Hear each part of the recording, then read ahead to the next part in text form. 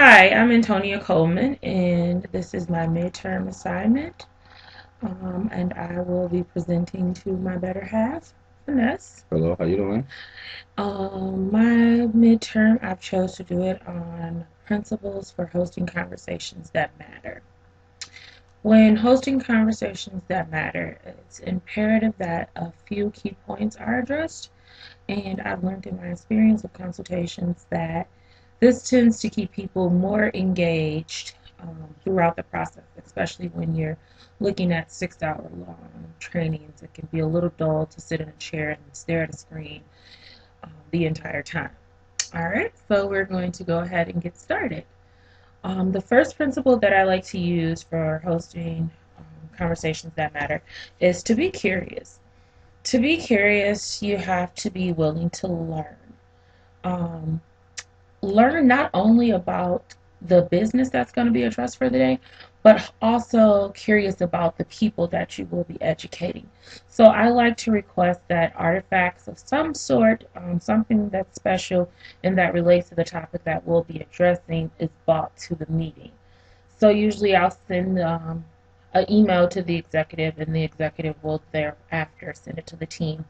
So, for example, one um, training we were discussing families, and family change process and how it affects not only the staff but also the clients in the program.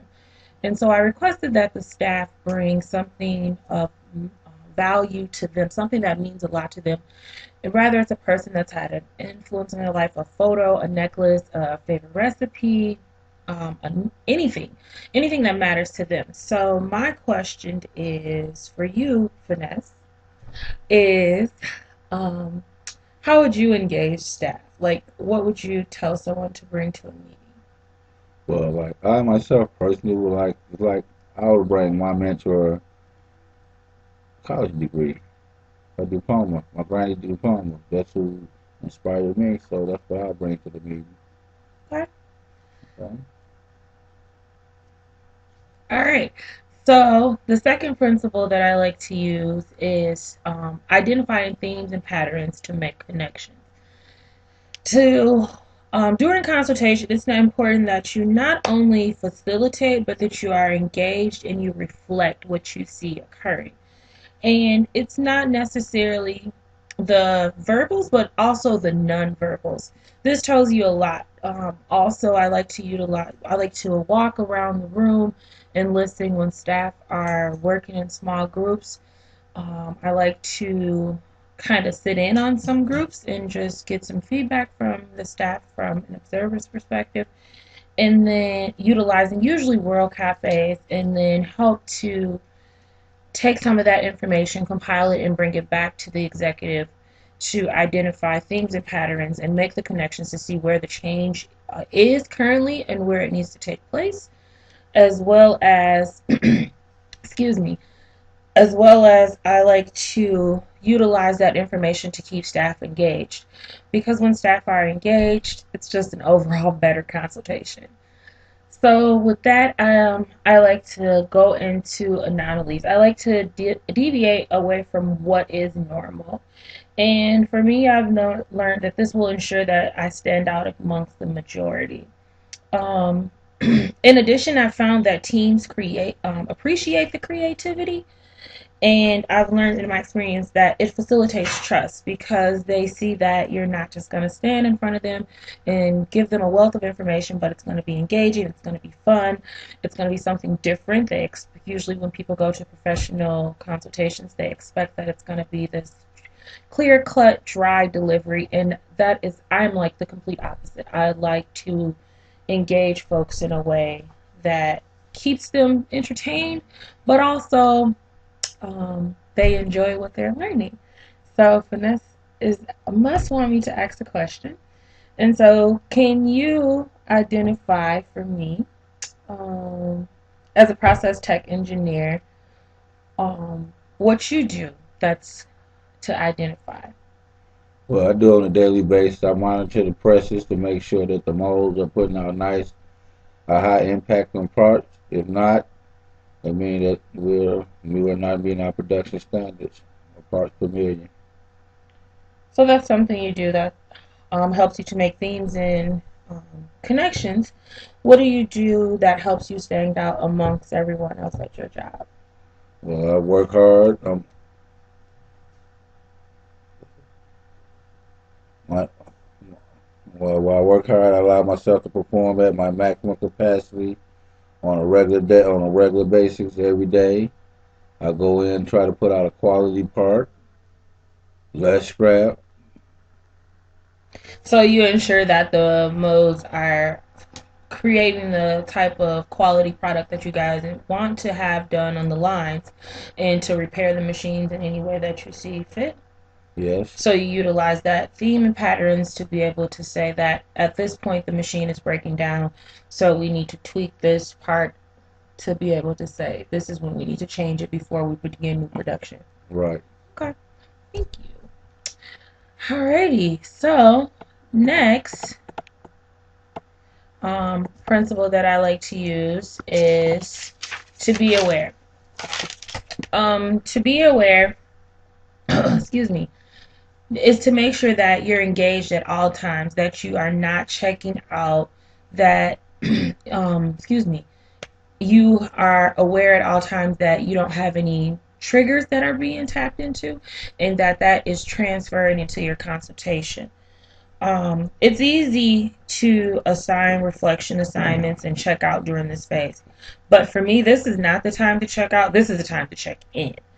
And by checking in, you're reading body language, you're gauging the engagement process. And this will tell you a lot, not only about their engagement in the process that's occurring, but also their level of commitment to the training and the process that will occur thereafter. Also, it's important not to let your own opinions and triggers cause you to check out of a conversation. Okay. The next one is zipping it. It's important that you close your mouth. Um, just because you are the facilitator does not mean that you do all the talking. It is important that you close your mouth and you hear from other trainees and be a good listener if you would like this reciprocated.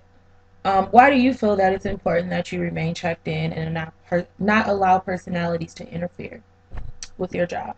Because I mean, it ain't just about my personality. It's to ensure quality and uphold the organization name in the community. Okay. Awesome. All right. The next one is ensuring that everyone is heard. This is important. I feel like sometimes when I go to trainings that I never get an opportunity to get heard, and it's easy for me to try to kind of go sit in the back, take notes, work on other things with all the technology that we have now. It's easy to work even when you're not at your desk. And so, excuse me. Um, this phase of hosting conversations that matter is ensuring that everyone is heard. Um, I like to use visuals because I'm a very visual person, and I think it allows others, the visual learners, to kind of stay engaged, and also allow the auditory learners to stay engaged, so that everyone kind of feels a part of. I'm going to change the screen now so that we can see how can this work. I tried it and it worked a little bit, so I'm going to see if it's still working. Not sure. Get your Clear. piece of paper. So this is a map. This is obviously not a very good one. I'm hoping to be able to display some of the work that I've done in other consultations that is a little more neater. But I like to start with something visual that kind of depicts a map of some sort. It's usually a larger piece of paper. And I utilize this so that people know what to expect throughout the day. And everyone uses PowerPoints, and so I'm trying to kind of get away from PowerPoints. I utilize them as one part of consultations, but I also like to utilize this interactive piece and um, add to it, and from staff perspectives as far as what we expect from the day X, Y, and Z. And so I'll usually start with this a beginning part, and then I'll kind of put like some food for lunch to kind of symbolize when lunch will take place, and then it'll have like something you'll see here that shows like that'll mean like group work, and then there'll be more pictorials that we'll utilize to convey the day's activities so that staff can know what to expect, and we can add or take away as we need to.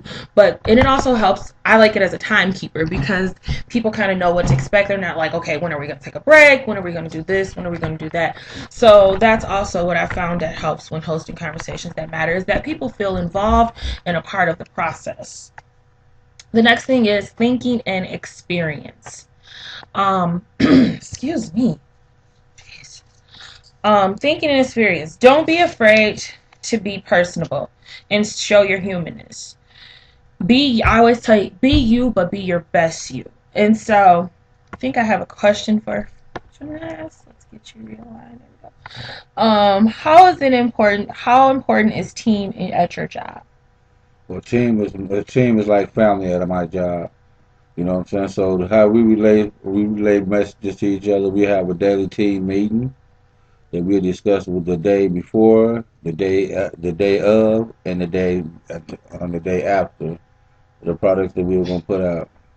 And so, to ensure quality, you um, you guys meet every morning, and then Yes, it'd be you review the previous day's activities, production, and then what machines need to be refixed for the current day, and to ensure that you meet quality production for the upcoming day. right with the Okay. quality team and everybody. All right, so it sounds like they have an interesting process. At my job, we mainly use email. That's our primary form of communication. We hardly even ever use phones. It's always usually via email. So, the next part that I like to talk about is diversity. As I discussed at the beginning about having staff be engaged before the consultation even begins, as part of hosting conversations that matter.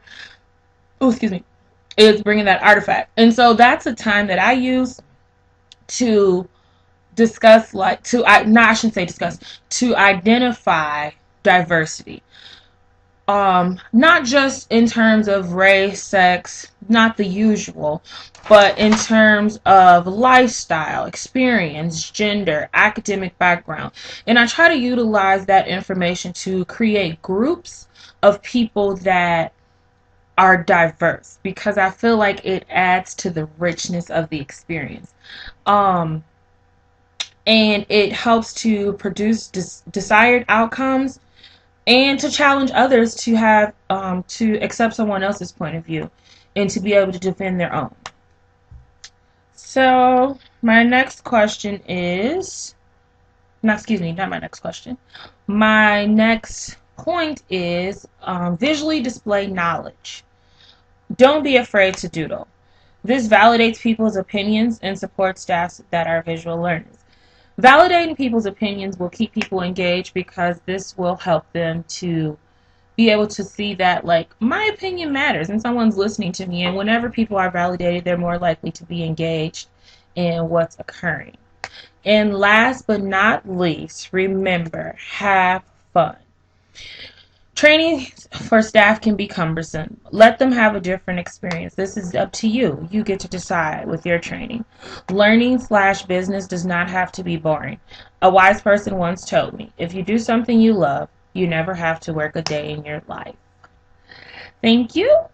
And thank you, Finesse, for letting me borrow you for the evening You're to welcome. help me do my homework. And that's it.